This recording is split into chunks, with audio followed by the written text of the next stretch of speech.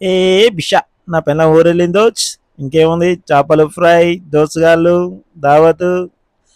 తాగుతూనే ఉండాలి తింటూనే ఉండాలి ఇంకేముంది పూట కదా అయి పన్నాం పొద్దున్న లేచినాం అబ్బా అమ్మ రాత్రి గిన్నెలు అన్నట్టునే ఉన్నాయి కదా నాయన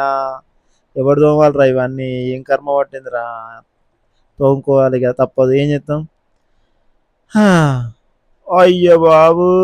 అబ్బా సీసాలన్నిటిలో పెట్టిపోయారు ఆయన వీళ్ళు ఇవన్నీ ఎవడు తీయాలి